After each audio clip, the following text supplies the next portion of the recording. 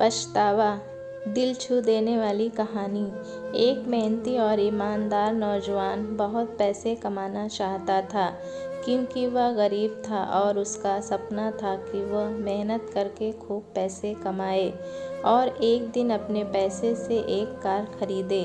जब भी वह कोई कार देखता तो उसे अपनी कार खरीदने का मन करता। कुछ साल बाद उसकी अच्छी नौकरी लग गई, उसकी शादी भी हो गई और कुछ ही वर्षों में वह एक बेटे का पिता भी बन गया। सब कुछ ठीक चल रहा था, मगर उसे दुख था कि उसके पास उसकी अपनी कार नहीं थी। धीरे धीरे उसने पैसे जोड़कर एक कार खरीद ली। उसका सपना पूरा हो चुका था और इससे वह बहुत खुश था। वह कार की अच्छी तरह देखभाल करता और उससे शान से घूमता था। एक दिन रविवार को वह कार को रगड़ रगड़ कर धो रहा था, यहाँ तक कि गाड़ी के टायरों को भी चमका रहा था। उसका 5 वर्षीय बेटा भी उसके साथ था। बेटा भी पिता के आगे पीछे घूम घूम कर कार को साफ करते देख रहा था। कार धोते धोते अचानक उस आदमी ने देखा कि उसका बेटा कार के बोनट पर किसी चीज़ से खुरच कर कुछ लिख रहा था। यह देखते ही उसे बहुत गुस्सा आया।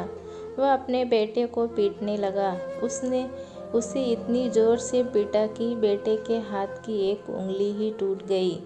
दरअसल वह आदमी अपनी कार को बहुत चाहता था और वह बेटे की इस शरारत को बर्दाश्त नहीं कर सका।